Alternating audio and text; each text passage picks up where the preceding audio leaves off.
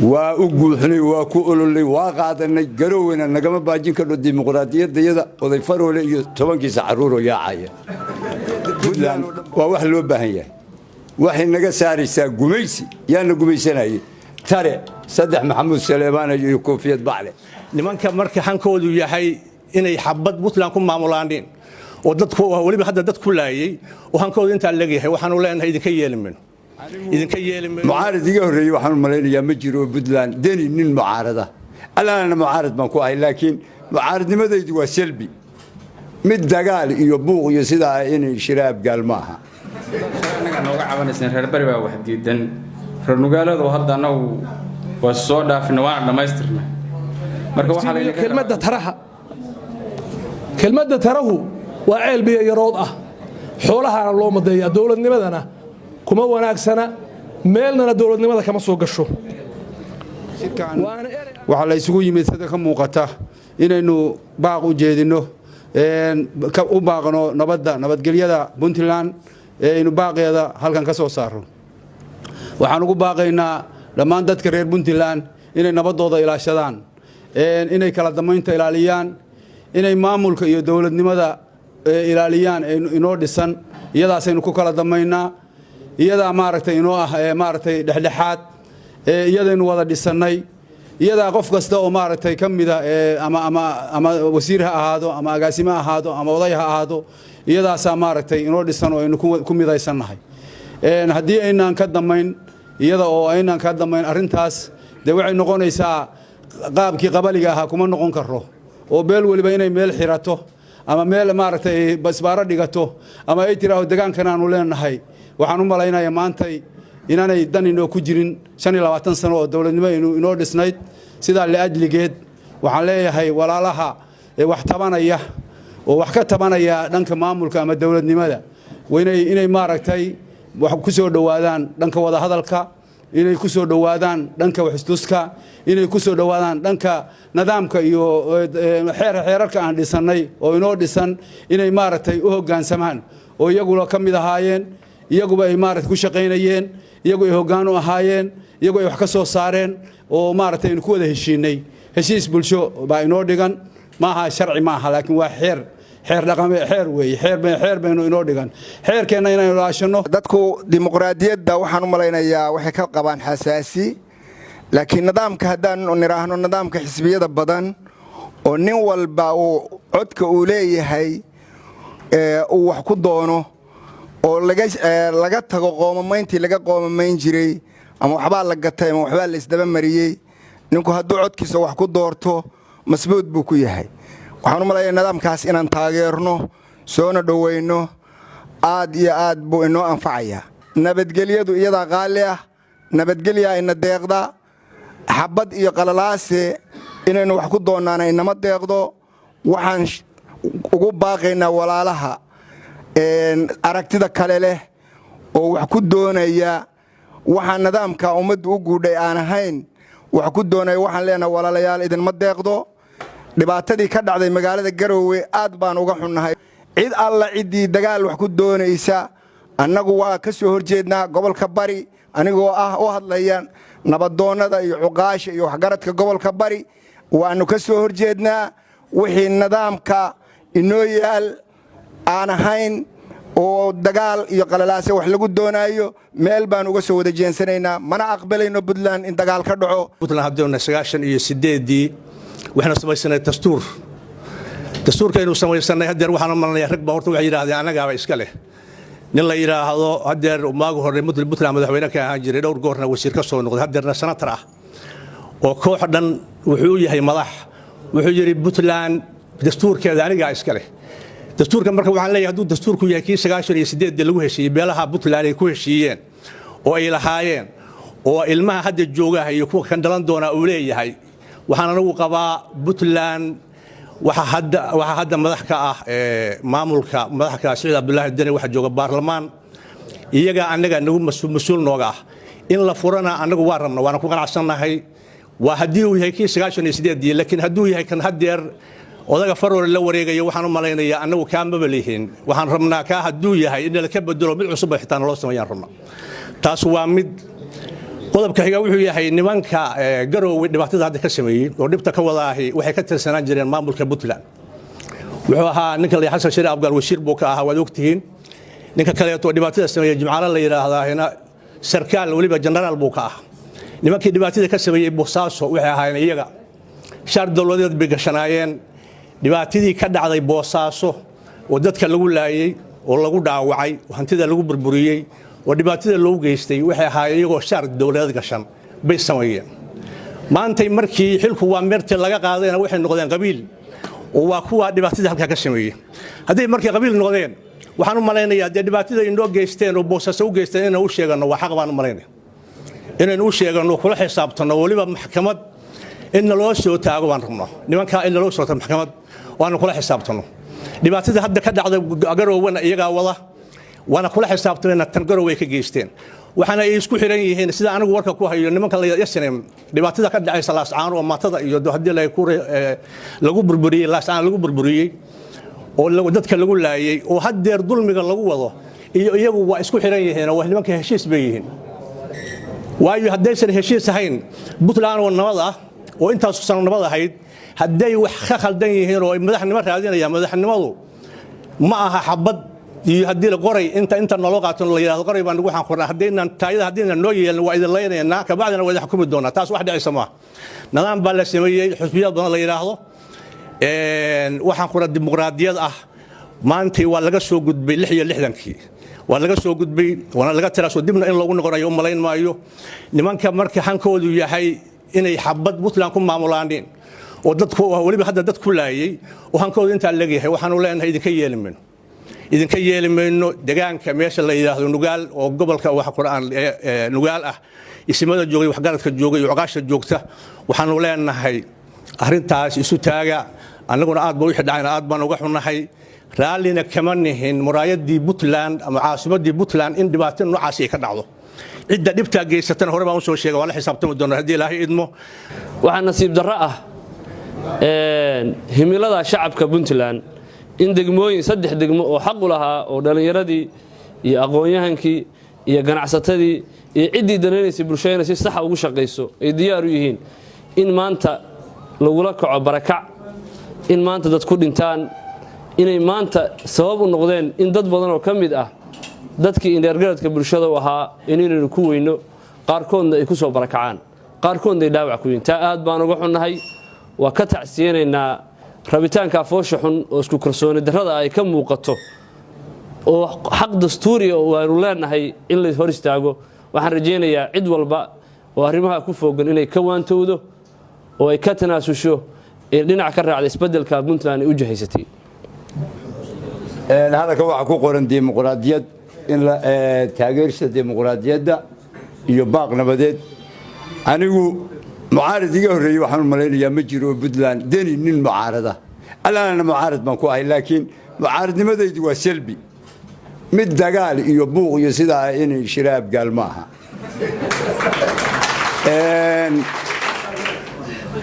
دانت دلك يدتك نيكا كواهي أنا معارض ما كواهي دوتو كدو حتى معارض ما كواهي دوستو كان معارض ما كواهي ديمقراطية بدلان وواحد لو باهيه waxay naga saaraysaa gumaysi yaana gumaysanay tare saddex maxamuud Saleebaan iyo koofiyad bacle dimuqraadiyadda anaga rabnaa waa u guuxnay waa ku ololay waa qaadanay garoowena nagama baajin karo dimuqraadiyadda oday faroole iyo 10kiisa caruur yaacaya Puntland oo dhan baa u baahan daarood baa u baahan harti baa u baahan waxa way taa waa qaadanay ninka hadlayaana ma jiro aniga mucaaradka baa qaatay ودني وجوهم بلي waxaan arkay oo aan beenini sheegay reera ala kan degan malaawilkoodii baa xildhibaan helay weligood maamul Puntland dhowr iyo 20 ka sano reerkaasi wiil mushahar uma qaadan xildhibaan buu ku soo baxay odaygii caruurtii oo heesaya beenini sheegmay waa duubay mobil bay ku duubeen wayni Kenya ayaanu isu nabnay waxay leeyihiin ninkii dimuqraadiyadda keenay oo Puntland ka bilaabay janno way u sugnaatay dadkii danyarta baa u baahan dadkii tijaarta baa u baahan dadkii madax annaga tare ma ogolin tare maxamuud saleebaan waa soo dhammaaday ciise maxamuud baa weliba ku dheggan tare ka quusta horta gumaysi weeye tare reer hebel baa leeyo reer hebel waa ka soo horjeednaa koofiyad bacle ku weydiinaya laba jeer baan xildhibaan doontay waxa leeyahay $30,000 ma haysataa kii reerka lafaygan la cararay 30 samaba soo aadeen meesha kowde marka dimuqraadiyadda waa qaadanay waa yeelay allah noo aqbalo ninkaas Erdogan buu wuxuu yahay nambarka xiga islaamka Erdogan baa ugu dimuqraadiyaysan deni baa xiga ninka tiraya habeenkii qof mucaaradana ninka waxba u kordhaya in shiraab gaal cirku nagu mariyay deni eryiba karminu sagaal jeerin la doortaanu ka baqayna marka horta taa loo daayo garowe waxaan leeyahay nabadu waa barwaaqo bash khayr diinta islaamka waa ku wanaagsan tahay nin gowle oo iska lalaayo oo kursi xabad ku doonaya reer garowe ka tashada codkiina dadka gobolada degan Puntland baa cod ku leedihiin cod raadiya ama madaxweyne ku noqotaan nin qori la lalaayo oo xabad gowsiinaya wallahi helmayo billahi helmayo tolla helmayo yaa ibnabada iskaga ciyaarina caasimadan ana garanaya 74 biyaan ka weyn maantana dhulkii aan oonka ku maray dabaqyaa ka dhisan alxamdulillaah rabbil caalamiin tolkiinayni gartay hartibayni gartay daarood magaaladii waa dhisantay caasimada qaahiray la mid tahay hal la daayo nabad loo daayo hadii kale ambihii iyo timirtii galgalaan ka soo qaxay daayeer baa gursay iyadana daayeer baa ku ciyaari doona dimuqraadiyadda waxaan leenahay hawsha Puntland way socotay waana gabagabo meel fiican bay maraysay 33 degmo baa ka dhacday oo lagu codeeyay oo waxa weeye golo deegaan ka soo baxeen oo qaybtood waxa weeye maamulada lagu dhisay 3 degma ka dhiman gobolada harana hadii colaadaha jira dartooda ay uga hareen diiwaan gelin waxay ka dhacday 7 gobol waxa weeye codayna waxay ka dhacday Allah wada bukoonay 6 gobol iyo degmada Ayl waxaan leenahay inta dhimanna lagu daro 3 dhiman reer garowe waxaan leenahay 3 dhiman waa in lagu daraa dimuqraadiyadda loo guuray aad baan ugu hambalyeynaa horena waa ugu hambalyeynaa hadda bari anaga waxba nagu harsanay waxaan meenayaa hadeer tusaale ahaan baan noo soo qaadanay waa codaynay oo waa diyaarinayna waxay qolada nugaaleedna wixii ka dhacay oo dhibaha oo gaadhay oo dhimashadii timi iyo dhaawacii yimi waa ka tacsiyeynaa iyagana waxaan leenahay waraayada arintu hadda sidii hore ma aha dhamaystira ninba gabiyo wuxuu leeyahay dariiq xagaalay dhawastaba maraysaa degalkii reer ka guura mid kale uga dameeya hadda shalay anaga nooga cabanaysan reer bari baa wax diidan reer nugaaladu hadda anagu waa soo dhaafina waana dhamaystirna marka waxa la inaga rabaa adigu inaad dhamaystirtaan dawladda aad keenteen oo noo keenteen oo aad ku daqoobleyseen dawladda la diidan yahay maanta idinka ka soo horjeeda dhamaystira maadaama hadal intii si quruxsanayd waa la yiri ilaahay waxaan ka baryaynaa inuu naxariiso dhammaan waalidiinteena geeriyootay iyo kuweena noolba ugu horeyn waxaan halkaan uga tacseenayaa dadkii ku dhintay aynu ehelka ahayn magaalada garowe intii dhimatay ilaahay ha u naxariisto intii dhaawacantayna ilaahay ha u boogadhayo intii hantidu ka burburtayna ilaahay ha u cawil celiyo intii barakacdana ilaahay deganaanshaan uga baryaynaa haddii aan intaa ka gudbo waxaan ku talinaynaa in nabadda laga shaqeeyo waana in sharcigu shaqeeyo weye waa in sharciga dowladnimadu shaqeeyo dowladda ayaa ka mas'uul ah amniga dalka iyadaana u dhaaratay iyadaana loo daba fadhiyaa haddii aan dib ugu noqdo dhacdadii u soo dhowaatay xarunta baarlamaanka Puntland ee ay soo abaabuleen madaxweyne xasan sheekh iyo sida lagu eedeynayo xertiisu waa dhacdo kale oo shabahda dhacdadii ka dhacday sagaashamaadkii isla magaalada garowe xerada 54 ee ay soo abaabuleen xasan daahir aweys iyo xertiisu waa laba dhacdo isu eg weeye waana in dadkii waxaa ku kacay sharciga la hor keeno haddii aan sharci la isgeyn waxa loo wada joogaa waa khiyaali iyo been weeye waxaan dadka reer Puntland ugu baaqayaa inay milicsadaan wixii la soo maray iyo wixii laga soo maray dawlad dhiska Puntland waana inay si mug leh uga indha buuxsadaan waxyaalaha khiyaaliga oo la isku indhasracaadinayo oo hadda socda khasaaraha uu keeno khilaafka siyaasaddu haddaynu nahay dadka reer Puntland ina kuma cusba horey buu u dhacay wuxuu ka dhacay Boosaaso wuxuu ka dhacay Qardho wuxuu ka dhacay Garowe wuxuu ka dhacay Gaalkacyo mana reebin wax hurgumaana ma reebin laano dadku waa dad walaala weeye waa kugu dhibay ka dhimay marka si uusan dib dambe waxaas u soo noqon oo inaan guryaheena uga tabin waa inaynu ka waantowno weeye waxaynu maqlaynaa dhawaaqa munaafiqiinta ee dadkeena la dhex jooga ama banaanka la jooga reer hebel iyo reer hebel laakiin waxay moogan yihiin waxa aynu nahay iyo buqacada Ilaahay ina ku nooleeyay aanan meelna ugu kala tageyn marka laga soo tago kuwa nacaybku madax maray ee aanu dhala Puntland xudunta khilaafka waxa sabab u ah khilaafka hadda taagan hadii aan la taaban hadii kor laga madhayo nabar waxa sabab waa laba aragtiyood baa dadku qaba aragti waxay tahay dadka dawladnimada ha loo dhaweeyo dadku aayihiisa ka tashado waa aragti weeye hana soo dhisteen dawlad ay la xisaabtamaan aragtida kalena waxay qabtaa dadku yuu tashan saxiix dawladnimo lagu dhiso iyo afduub dawladnimo kuma dhisanto aragtida kalena taas weeye maamul wanaagna la heli maayo inta saxiix iyo qof jeclaysi iyo la daba joogo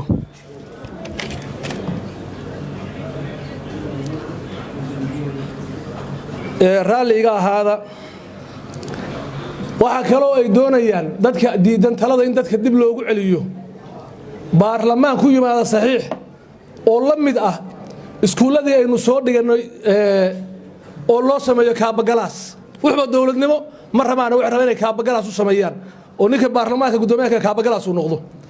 golaha xukuumadana waxay la rabaan inay sida iskuulkaas oo kale u maamulaan maamulo ku xigeen wuxuba ay dawladnimo noqon ciidanka haday noqoto waxay rabaan ciidan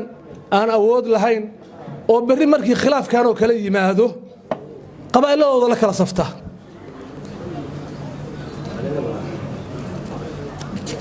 iga raali ahaada markay xeero iyo fandhaal kala dhacaanna talada ha loo celiyo halkii eeday ha loo celiyo markay xeero iyo fandhaal kala dhacaan wax la aqbali karana maaha haddii aan maansadii gaariye wax yar ka taabto halkii eeday markaan leeyahay loo celiyo gaariye wuxuu yidhi nin dawee la leeyahay dembi uu bar leeyahay xalka doon la leeyahay caqliga salimka ahi dee ninkii waxaa qayiray ninkii wax bidaa dadku waa binaada waxbaa ka qaldami kara ninkii wax bidaa dee waaba uma beryin baan qabaa anugu ilaahayna taa ayna ku sii maayo waxaan soo dhawaynaynaa dhammaanteen anoo ku hadlaya afkiina iyo kaygaba go'aankii geesinimada lahaa ee ay baarlamaanka Puntland ku fureen dastuurku degmo ma leh gobolna ma leh shakhsina warkiiba daa maaha dastuurku aayad quraan ah oo la taabtay maaha waa heshiis bulsho weeye waxbaa lagu dari karaa waxbaa laga dhimi karaa isagana sidaa loo fahmo dastuurkeennii waxa ku dulman 60% dadka reer Puntland waa ku dulman yihiin wax matalaada wax tala ah midna kuma la dawladnimada makaasa dadka loogu sheekayn karaa waa dastuur inta buug yar saa loo qaado in la yiraahdo kaaka hadii kitaab la qaadan lahaa cilmi aan qabneen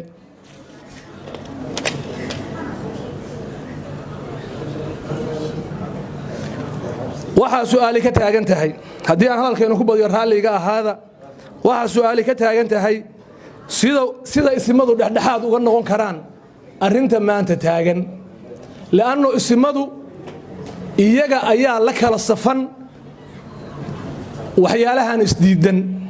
xaqiiqada in la taabto way annagu magaciisin baanu ku hadlaynaa marka inaanu iska weecinno ama ismada halkaan fadhiya iyo kuweena ka maqan baan ka weecinno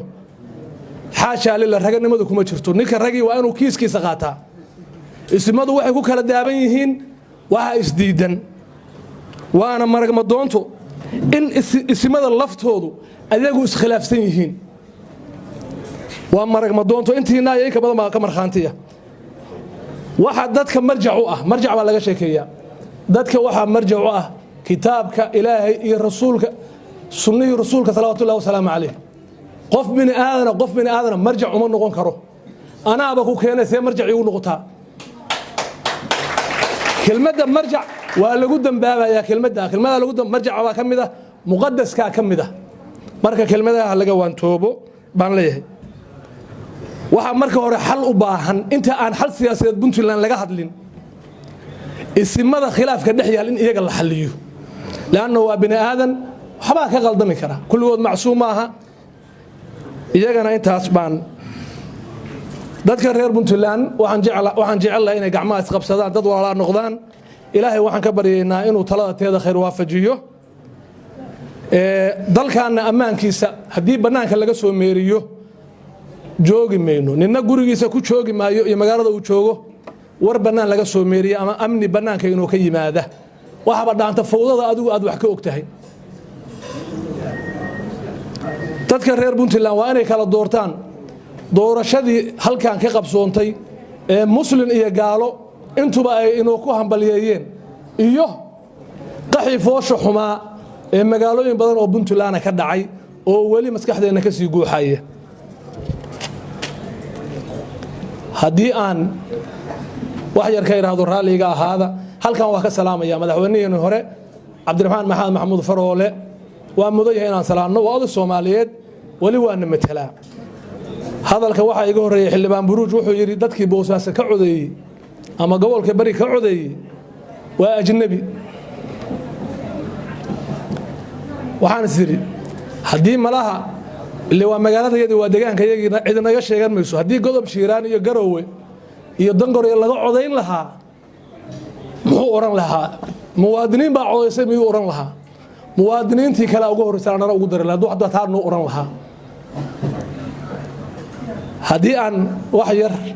iraahdo Cabdiraxmaan khayr Allah siiyo wuxuu yiri maansa yar baa waxay ahayd ninka ceelka walwaaleed